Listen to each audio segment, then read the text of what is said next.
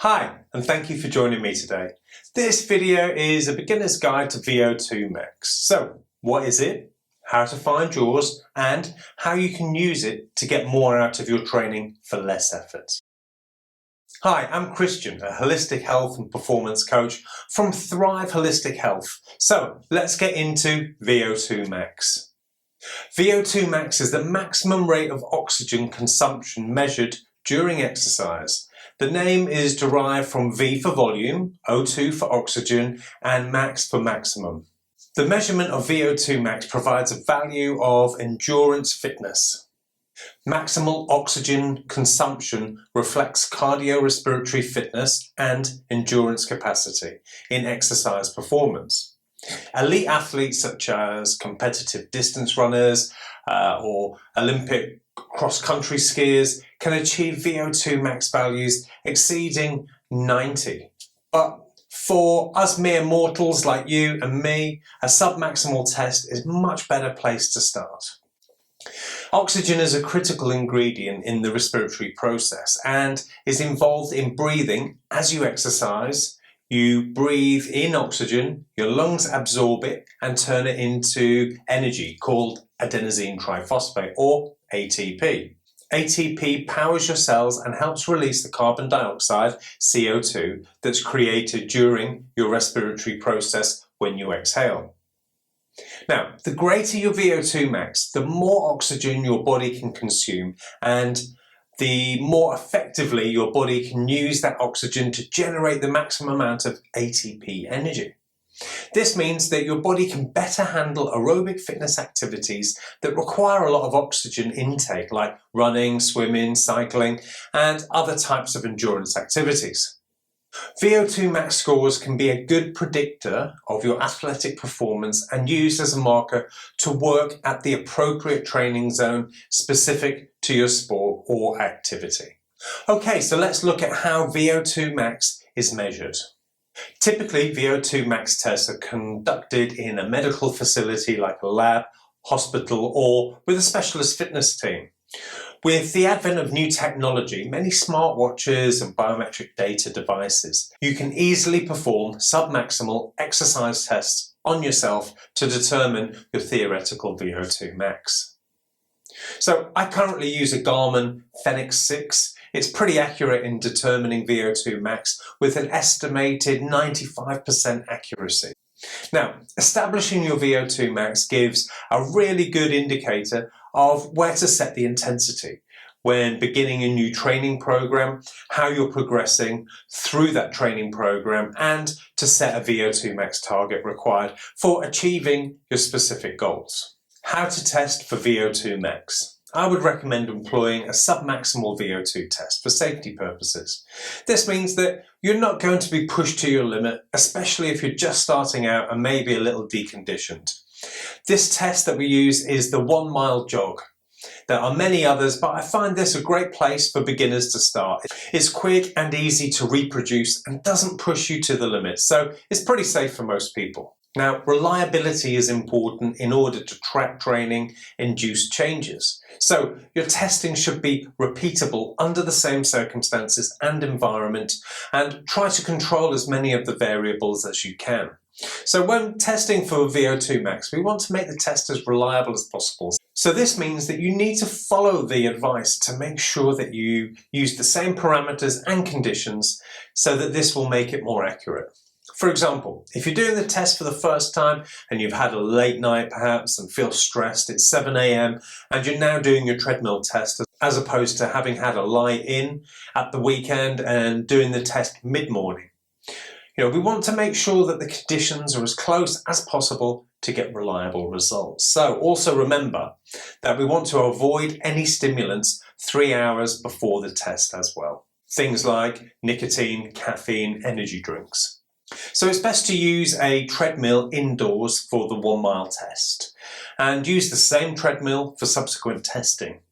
You should take your heart rate as soon as the test is finished, record the time that you completed the 1 mile in, complete the test at the same time of day, and for women, the same time in their monthly cycle. So VO2 max and cycling VO2 max values may differ because the muscles used for each activity have different oxygen requirements. The body adapts to consume oxygen differently for each exercise and may be more or less optimized for each. So something to bear in mind. Both the heat and altitude can also impact VO2 readings. How to conduct the test. So the assistant weighs and records the athlete's weight. The athlete warms up for 10 minutes.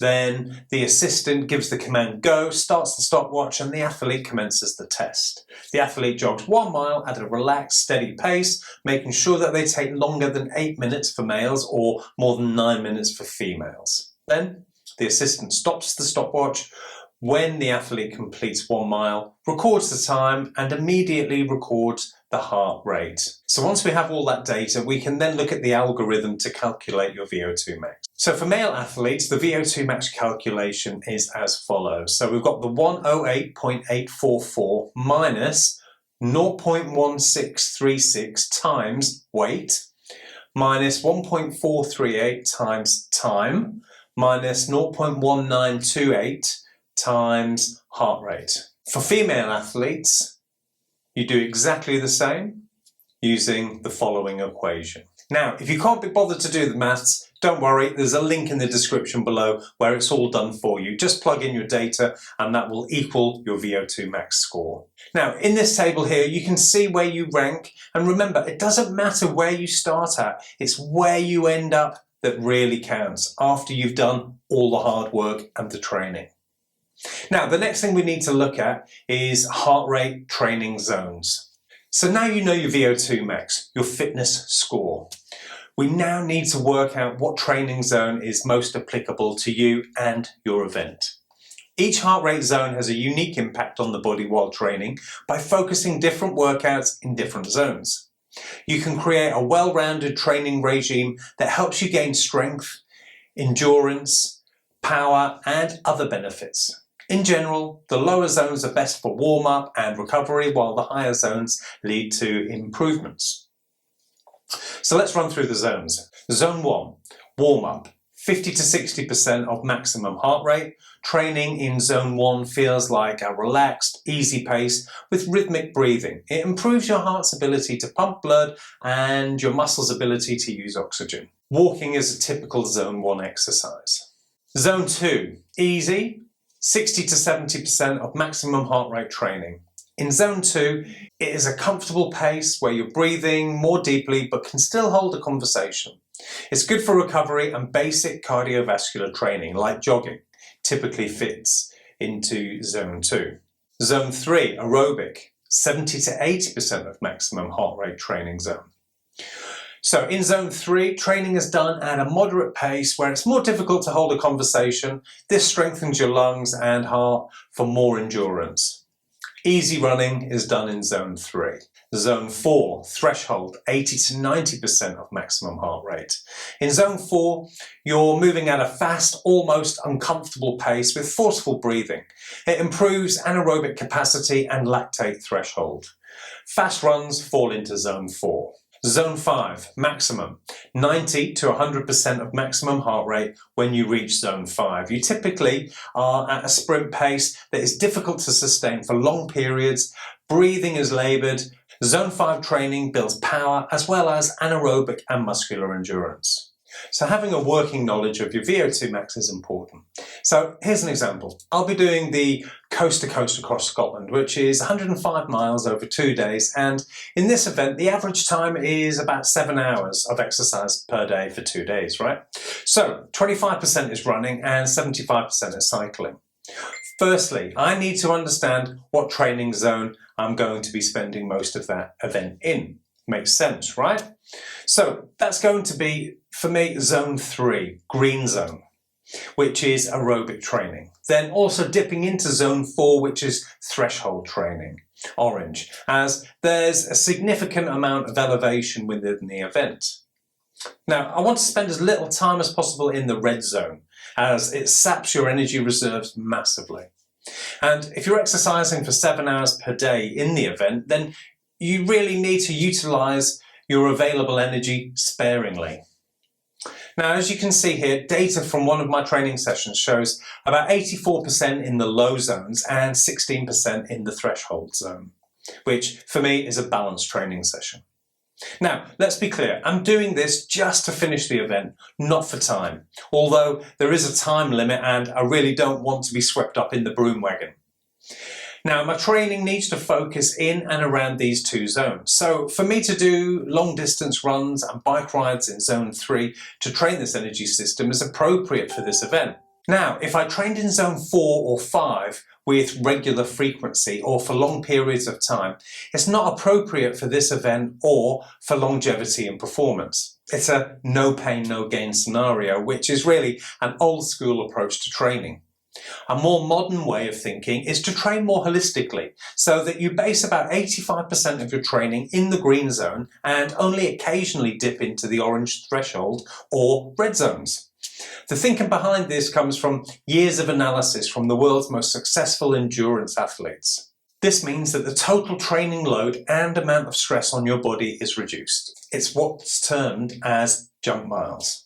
Now, the undertrained athlete will always outperform the overtrained athlete, as they have some reserves to draw upon. So bear that in mind. Now, with this in mind, I'm going to spend most of my time training in the green zone, zone 3 with some threshold work included, to maximise my training performance, but only on the days I feel like I have the genuine energy to do that level of work. So the old adage of no pain, no gain is simply wrong. There's plenty to gain from having no pain, but don't take my word for it. Give it a try yourself and let me know in the comments section below how you get on. Before I go, watch out for the next video on how to improve your VO2 max. Guys, thank you so much for joining me today. If you liked the video, give me a thumbs up and it would be great if you subscribed.